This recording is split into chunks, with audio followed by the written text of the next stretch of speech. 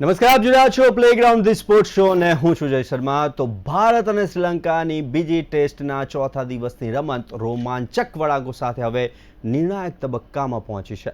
ફોલોન બાદ શ્રીલંકાની બીજી ઇનિંગમાં પણ ભારતના બોલર્સે એટલે કે સિરાજ, પ્રસિદ્ધ કૃષ્ણ અને માનવ સુથારની ધારદાર બોલિંગથી શ્રીલંકાને બેકફૂટ પર ધકેલી દીધું છે. તો સૂર્યા બંધારાના 92 રનની શાનદાર ઇનિંગ અને કામેન્દુ મેન્ડિઝની અર્ધસદી છતાં શ્રીલંકાએ 5 વિકેટ તો ગુમાવી દીધી છે. હવે ભારત જીતથી બસ થોડે જ દૂર છે, ત્યારે શું ટીમ ઇન્ડિયા આજે જ મેચ પોતાના નામે કરી શકશે કે નહીં તે વિશે કરીશું ચર્ચા. અને આ ચર્ચા કરવા આપણી સાથે સ્ટુડિયોમાં ઉપસ્થિત છે સ્પોર્ટ્સ એક્સપર્ટ અશોક મિસ્ત્રી. અશોકભાઈ, આપનું સ્વાગત છે. Thank you so much. અશોકભાઈ, તો બીજી ટેસ્ટ મેચનું રોમાંચક પ્રદર્શન જોવા મળી રહ્યું છે તે વિશે કરીશું ચર્ચા, પરંતુ તે પહેલા જોઈએ એક રિપોર્ટ. ભારત અને શ્રીલંકા વચ્ચેની બીજી ટેસ્ટ મેચની ચોથા દિવસની રમત જબરદસ્ત ઉતાર ચઢાવવાળી રહી. શ્રીલંકાના બેટર્સનો પ્રતિકાર અને મક્કમતા ભારતને ધીરે ધીરે બેકફૂટ પર લાવી રહ્યું હતું, પણ ત્યારબાદ શ્રીલંકાએ વિકેટો ગુમાવતા જ ભારતે ફરી બેટિંગ ના કરતા શ્રીલંકાને જ ફોલ ઓન કરી દીધું અને શરૂઆતની વિકેટો પણ લઈ લીધી. સિરાજ ત્રાટક્યોને ચોથી જ ઓવરમાં જ ઉદારાને તંબુ ભેગો કરી દીધો. શ્રીલંકાનો સ્કોર હતો માત્ર 5 રન. ત્યારબાદ કામિલ અને સૂર્યા બંધારા વચ્ચેનું ભાગીદારી બનાવવા લાગી. જો જાડેજાએ કામિલને આઉટ કરી ભારતને ફરી એકવાર ગેમમાં લાવી દીધું. ત્યારબાદ સૂર્યા બંધારા અને કમિન્દુ મેન્ડિઝ જામી ગયા અને ખતરો લાગી રહ્યો હતો. ત્યારે પ્રસિદ્ધ કૃષ્ણ ત્રાટક્યો અને 55 રન બનાવી ખતરનાક લાગતા મેન્ડિઝને આઉટ કર્યો. ત્યારબાદ કેપ્ટન ધનંજય અને સૂર્યા બંધારા જામી ગયા તો સુધારે સફળતા અપાવી અને ધનંજયને આઉટ કરી દીધો. હજુ દેવું ચૂકતે માંડ થયું ત્યાં તો 92 રન બનાવી ખતરો સાબિત થયેલા સૂર્યા બંધારાને સુથારે તંબુ ભેગો કરીને ભારતને જીતની બિલકુલ નજીક લાવી દીધું. મેચ જોરદાર છે. ભારત જીતની નજીક પણ કહી શકાય. હજુ શ્રીલંકા પાસે માત્ર નાનો લીડ છે અને તેમણે 5 વિકેટો પણ ગુમાવી દીધી છે.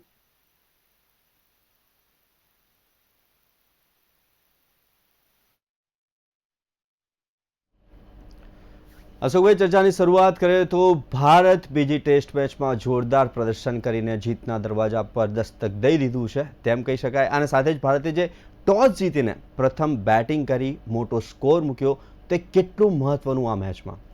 એક આઈડિયલ ટેસ્ટ મેચ કેવી હોઈ શકે કે જેમાં દરેકે દરેક ઇન્ગ્રેડિયન્ટ તમને જોવા મળે. સારી બોલિંગ જોવા મળે, સારી બેટિંગ જોવા મળે, મોટો લીડ જોવા મળે, ટોસ ટીમ જીતે, એ જીતીને પછી મોટો સ્કોર બનાવે, સામેની ટીમને ફોલો ઓન કરે, બીજી ઇનિંગમાં પણ એની વિકેટો લે. I think this is the ideal test match.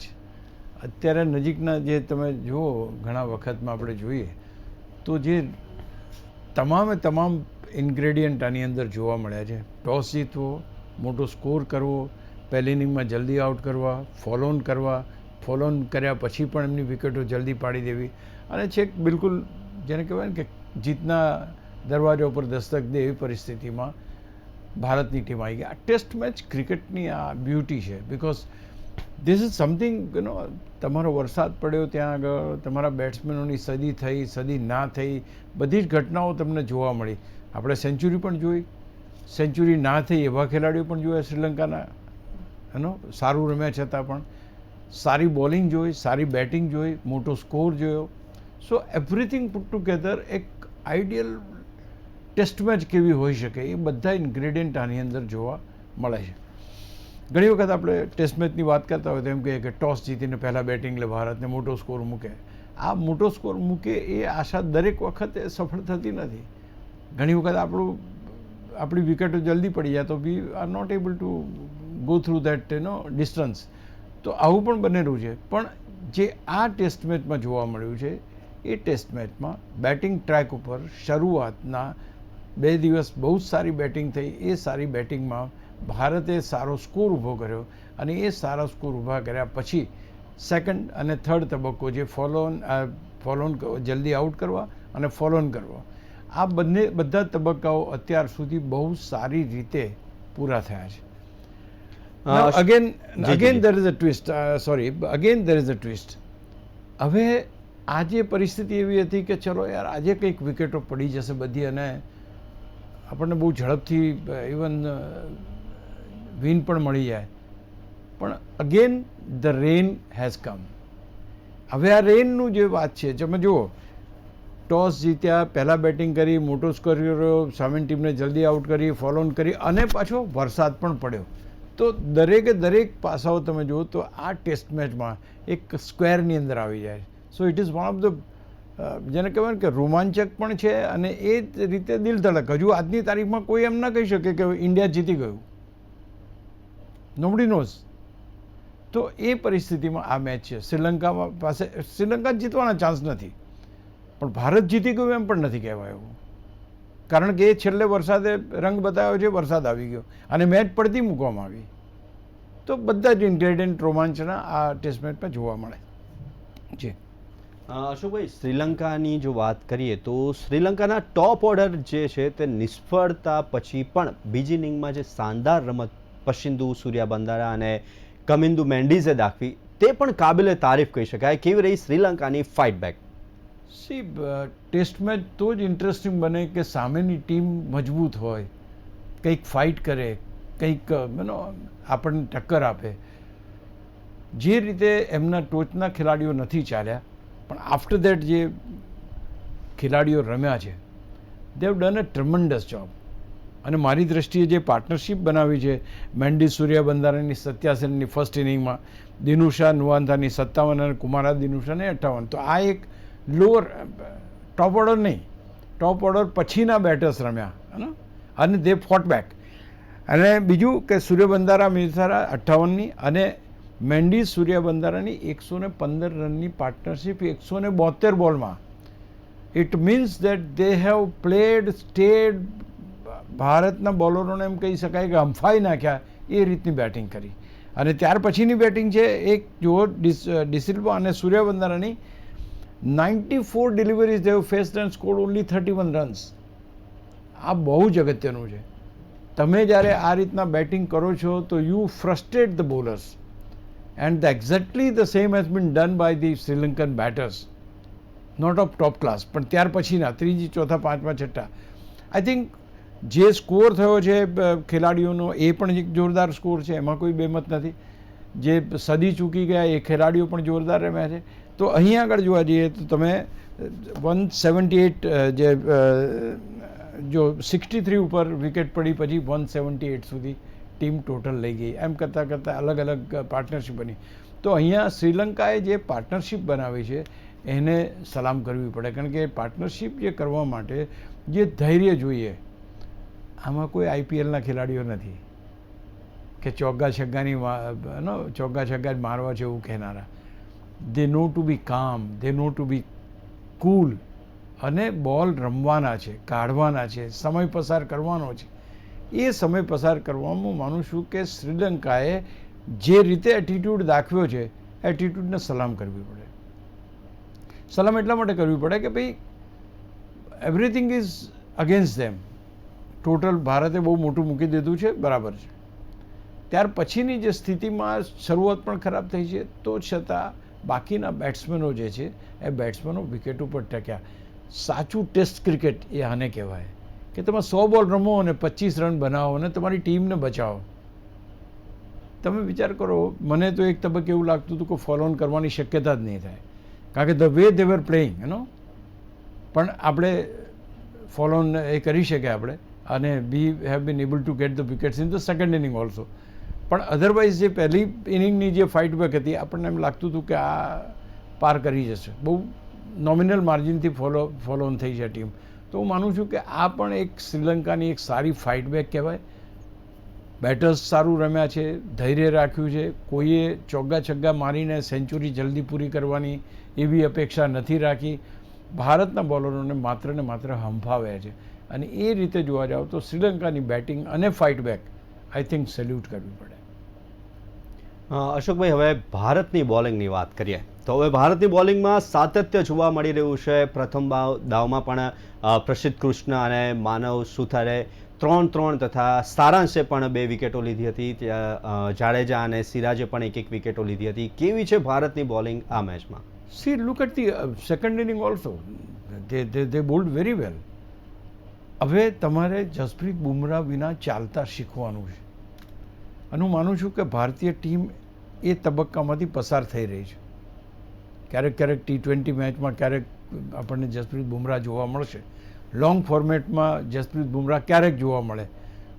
તો બોલિંગ એટેકનું શું, પણ ભારતનો બોલિંગ એટેક એટલો સારો છે કે Prasidh Krishna to utter surprise, બધાને સરપ્રાઇઝ થાય કે he is bowling so well અને બંને ઇનિંગમાં he has produce the wickets.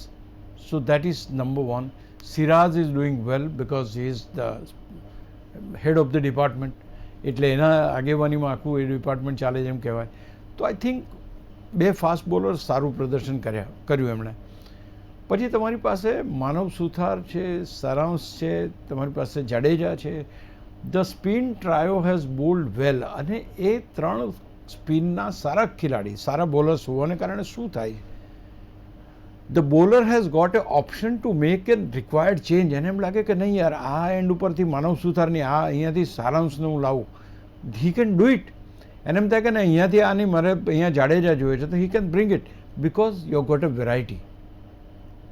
એટલે મારી દ્રષ્ટિએ આ જે 5 ખેલાડીઓ જે બોલિંગ ડિપાર્ટમેન્ટ સંભાળી રહ્યા છે, they are doing tremendous job for the team. Saransh is very accurate, the same way Manav Suthar is very accurate and wicket taking. Prasidh Krishna started giving you the wickets. Siraj already there. તો હવે તમે જસપ્રીત બુમરાહ નથી તો કુલદીપ યાદવ નથી તો તમારી ટીમ ચાલી શકે એવી પગભેર કરી છે તમે એમ કહી શકાય. બેટિંગ લાઇનઅપમાં પડીકલ આવી ગયા તો તમને વિરાટ કોહલી ને રોહિત શર્માની તમને એમ થાય કે ચલો એ જગ્યા ભરાઈ ગઈ છે. શુભમન ગિલ સારી બેટિંગ કરે છે તો he has today taken catches like anything. તો માનું છું કે આ 5 બોલર્સ જે છે they have done a tremendous job so far. અને એમ કહી શકાય કે હા, હવે એક લાંબા ગાળાની ખર કોઈ એમ કે ઓસ્ટ્રેલિયા સામે જોવાનું રહેશે કે આના સામે જોવાનું રહેશે.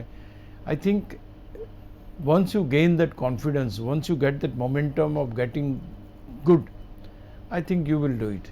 તો પ્રસિદ્ધ કૃષ્ણા અને સિરાજે જે રીતે ફાસ્ટ બોલિંગ અને બાકીના 3 સ્પિનર્સ જે રીતે અત્યારે વર્ક કરી રહ્યા છે, ટેસ્ટ મેચની અંદર એમ કહી શકાય કે yes we have got a very good bowlers. ત્યાર પછી આપણે બહારના પ્રવાસે જઈએ ત્યારની વાત ત્યારે છે, પણ એના માટે અત્યારની ટીમ પાસેથી એમની ક્રેડિટ પાછી ના લઈ શકાય. કાલે શું થવાનું છે that is not much important, but અત્યાર સુધી આ ખેલાડીઓ શું કર્યું છે, આ ટેસ્ટ મેચમાં શું કર્યું છે, કેટલું જીતની નજીક ભારતને લઈ ગયા છે, I think that is very important. અને એ રીતે જોવા જાવ તો ટીમે બહુ શાનદાર પ્રદર્શન કર્યું, ખાસ કરીને બોલિંગ ડિપાર્ટમેન્ટે. અશોકભાઈ, આપે હમણાં ફોલ ઓનની વાત કરી તો શ્રીલંકાને ફોલ ઓન કેમ કરાયું? ભારતે વધુ બેટિંગ કરીને આવતીકાલે તેમણે બેટિંગ કેમ ના કરી? આનાથી ભારતના જે સ્પિનર્સ છે તે ટર્ન થતી વિકેટ પર લાભ લઈ શકત ને? બહુ સારો સવાલ છે. ફોલ ઓન કરવું કે ના કરવું એ MCCના જે નિયમો છે એ પ્રમાણે it is a prerogative of the batting side. હવે ક્યારે ફોલ ઓન કરવું ને ક્યારે ના કરવું, આજનું ડિસિઝન જે લીધું છે મારી દ્રષ્ટિએ બહુ સુપર ડિસિઝન છે. કેમ કે વી આર એક્સપેક્ટિંગ, રાધર એ રીતે એક્સપેક્ટ કર્યું હતું કે ભાઈ આપણે શ્રીલંકાની ટીમને સસ્તામાં પતાવી દઈએ, સસ્તામાં ઓલ આઉટ કરી નાખીએ.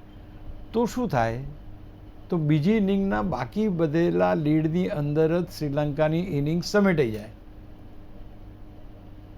આ તો 16 રન ઉપર થયા. હવે અધરવાઇઝ આ વિકેટો પડી ગયો તો અત્યારે આપણે જીતી ગયા હોત, આપણે કદાચ જીતની ચર્ચા કરતા હોત.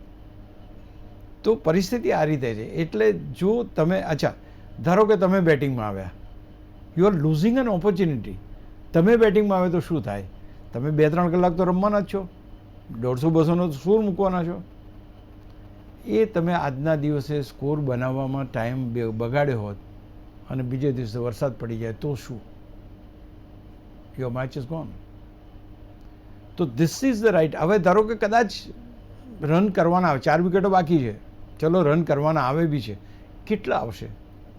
50, 60, 100 તો બહુ મોટી વાત છે. 4 વિકેટોને આટલું બોલિંગ એટેકની આપણે હમણાં વાત કરીએ એ તો જલ્દી એમને આઉટ કરી શકશે. તો ધારો કે 50 રન કે 60 રન આપણે કરવામાં આવ્યા, તો આખા દિવસના વરસાદમાં આપણને 2 કલાક મળે તો એ ભારત જીતી જશે.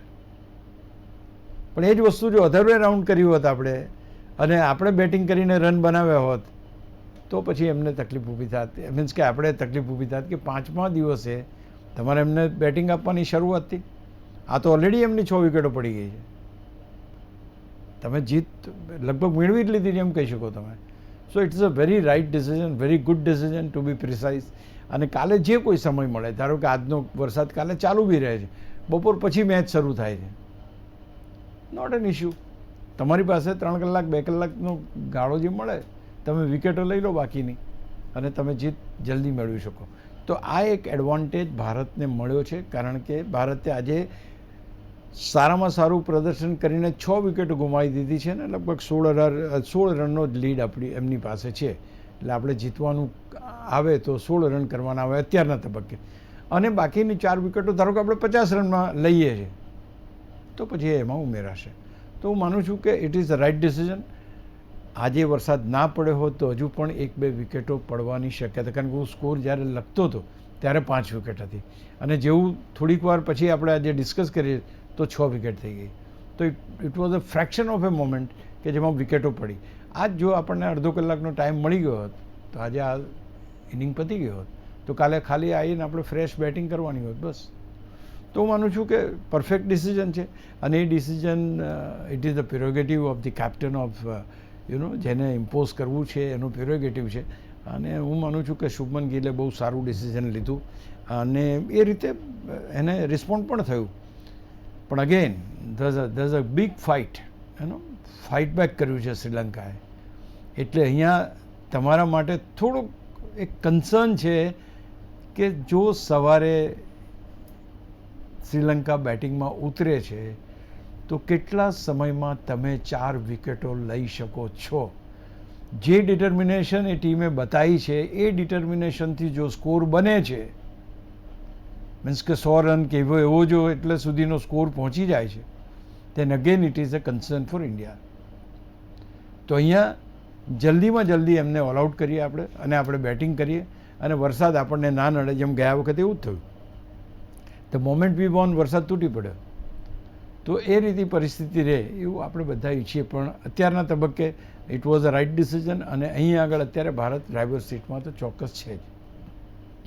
અશોકભાઈ, બોલિંગની આપણે ડિસ્કસ કરી ત્યારે પણ તમે કીધું કે બીજા દાવની બોલિંગની પણ આપણે ડિસ્કસ કરી લઈએ તો કેવી રહી, ખાસ કરીને કોઈ એટલે કે સ્પિન અથવા ફાસ્ટ એમ બંને નહીં, પણ બંને એ વિકેટો લીધી છે, એટલે કે બંને ટાઈપના બોલર્સે વિકેટો લીધી. તે ભારત માટે સારી બાબત કહી શકાય. કેમ કહી શકાય એટલા માટે, wicket is not turning that viciously, it is not taking turn. તો તમારી એક્યુરેસી કેટલી છે, તમે કેટલા બેટ્સમેનને સ્ટમ્પની ઉપર રમાડો છો. જે રીતે રિષભ પંતે સ્ટમ્પિંગ કર્યું તમે જો, અફલાતુન જે રીતે LBW થયા, તો જરા ટેરિફિક બોલિંગ. હવે અહીંયા આગળ શું થાય છે કે તમે એવું ડિસાઇડ ના કરો કે ભાઈ બધા સ્પિન વિકેટ જ લેશે, સ્પિનરો જ વિકેટ લેશે. So Gill has done a nice job. He kept the balance. એ તરત સિરાજને લાયા, પાછા પ્રસિદ્ધ કૃષ્ણાને લાયા, પાછા માનવ સુથારને લાયા, સારાંશ જૈનને લાયા. So kept on changing the ends of the bowler, kept on changing the bowlers. અને દેટ ઇઝ ધ રીઝન અત્યારે તમે એમ કહી શકો કે હા ભાઈ એના કારણે આપણે આ સ્થિતિમાં છીએ. અચ્છા, બીજું સૌથી મહત્ત્વનું પાસું એ છે કે spin and fast both are working simultaneously. એટલે તમે ફાસ્ટ બોલિંગ પણ તમને પરિણામ આપે છે, સ્પિનર છે એ પણ પરિણામ આપે. હવે કેમ પરિણામ આપે છે? વિકેટ ટર્ન થતી નથી એટલી, પણ જે બોલિંગની એક્યુરેસી છે એ એક્યુરેસી જાળવી રાખી છે. એ સારાંશ જૈનની વાત લઈ લો તમે, કે રવિન્દ્ર જાડેજાની વાત લઈ લો, કે માનવ સુથારની વાત લઈ લો, they have done a very good bowling. અને એટલા માટે ફાસ્ટ અને સ્પિન બંને જણા વિકેટ લે છે. નોર્મલી શું થાત કે ધારો કે ટર્ન ના થાત વિકેટ આજે, તો એમ થાત કે યાર વિકેટ ટર્ન નથી થતી એટલે બેટ્સમેન તો સારું રમવાના છે. અહીંયા એવું થયું છે, સ્પિનરોને સારું રમ્યા છે, but than faster has taken the wicket. અને જેવું એમ લાગ્યું કે આ વિકેટ સ્પિનર લઈ શકે છે, તો સ્પિનરે વિકેટ લીધી. તો it is a combined that is called a team efforts.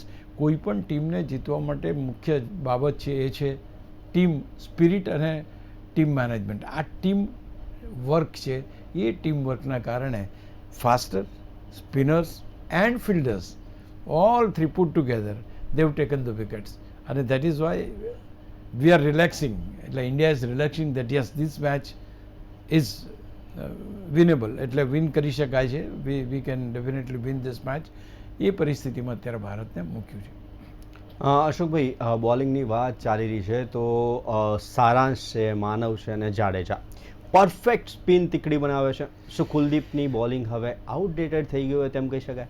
See, it's always doubtful હોય કે dilemma હોય કે means we are not able to judge કે ભાઈ કયું કોમ્બિનેશન સારું છે. બટ ધ ફેક્ટ ઇઝ કે કુલદીપને ચાન્સ મળ્યો. ઓફકોર્સ એ ઇઝ વેરી અનલકી કે ચાન્સ મળ્યો અને તરત પાછું એને બેસાડી દીધો. But he has not shown that intent બતાવ્યો નહીં એણે કે હું વિકેટ લઈ શકું છું અથવા મારે વિકેટ લેવી છે. He is getting isolated slowly actually જોવા જાવ તો. કારણ કે આ બધા જે ખેલાડી છે માનવ સુથાર ને સારાંશ જૈન એ બંને ઓલરાઉન્ડર કેટેગરીમાં આવે છે બેઝિકલી, અને Kuldeep is purely A bowler. હવે અહીંયા આગળ શું થાય કે તમારું કોમ્બિનેશન, તમારી પાસે ત્રણ સ્પિન બોલર છે, એ ત્રણ સ્પિન બોલર એ સારા બેટર્સ પણ છે. તો ટીમને એવો ખેલાડી જોઈએ કે જે બોલિંગ પણ કરી શકે અને બેટિંગ પણ કરી શકે, અને એ quality of players you are able to find in Manav Suthar and Saransh Jain, અને તમારી પાસે બીજો રવિન્દ્ર જાડેજા છે. તો હું માનું છું કે it is a good sign કે હા, હવે તમે કીધું Kuldeep will have issues, will have the problems. Domestic ક્રિકેટમાં વધારે વિકેટો લેવી પડશે, ફરી એકવાર ટેસ્ટ ટીમમાં આવવું પડશે, અને એ ટેસ્ટ ટીમ સાથે જાય છે પણ ખરા, but he is not getting the opportunity. એટલે જો તમે એને સતત એમ કહો કે ભાઈ આ 5 મેચો તારે રમવાની છે, એવું કોન્ફિડન્સ લેવલ, કારણ કે સૌથી પહેલાં પડતા મૂકવાનું વાત હોય તો કુલદીપને પડતો મૂકો એ જ આવે છે. કારણ કે પીચ પરમિટ નથી કરતી. તમારી પાસે જેવું સીધું કમ્પેરિઝન મેં કહ્યું ને એવી રીતના કે 2 ઓલરાઉન્ડર છે તો પછી એક એક્સક્લુઝિવ સ્પિનર શેના માટે લેવાનું? તો તમારી પાસે તો 3 ઓલરાઉન્ડર છે, સ્પિન ઓલરાઉન્ડર. એટલે એની તક એને મળતી નથી. અને પ્યોરલી જો બોલિંગ ઉપર હોય તો તમને એવી બોલિંગ એ માત્ર ભારત, શ્રીલંકા અને બાંગ્લાદેશમાં જ મળે. એ વિકેટો ઉપર પણ જો તમે બેટ્સમેનને આઉટ કરી શકતા નથી તો તમારી પાસે તકો બહુ સીમિત થઈ જાય છે. ફાસ્ટ બોલરને તો અહીંયાથી વિકેટ મળે છે, ઓસ્ટ્રેલિયામાં જશો તો ઓર મળશે, સાઉથ આફ્રિકામાં જશે એના કરતાં વધારે ચાન્સ છે, ઇંગ્લેન્ડમાં જશો તો અલગ રીતની પીચો છે. બટ સ્પિનર્સ પેરેડાઇઝ જો કહેવામાં આવતું હોય તો આ 3 દેશો સ્પિનર પેરેડાઇઝ કહેવાય. મુથિયા મુરલીધરન શ્રીલંકાના, બિશનસિંહ બેદી ભારતના, આ બધા જે ખેલાડીઓ છે એ આ દેશોમાં જ બોર્ન થયા છે અને રેકોર્ડ્સ બનાવ્યા છે. એટલે આઈ થિંક કુલદીપ યાદવ એટલે થોડોક સાઇડ ટ્રેક થઈ જાય છે, અને એ વ્યાજબી બી છે. ટીમ સિલેક્શન કરો એટલે ડેફિનેટલી કેપ્ટન એમ જ વિચારે કે ભાઈ મને જો 3 સ્પિન બેટર કમ બોલર મળતા હોય તો why should I go to the exclusive spinners. જી, તો ટીમ ઇન્ડિયા જીતની નજીકમાં હતી. આજની ચર્ચાને આ ચર્ચા કરવા માટે અશોકભાઈ અમારી સાથે ઉપસ્થિત રહ્યા, તે બદલ ખૂબ ખૂબ આભાર. તો આવી જ રીતના દરેક સ્પોર્ટ્સ ઇવેન્ટ્સના પ્રિવ્યૂ, રિવ્યૂ, એનાલિસિસ અને ડિસ્કશન માટે જોતા રહો પ્લેગ્રાઉન્ડ ધી સ્પોર્ટ્સ શો. નમસ્કાર.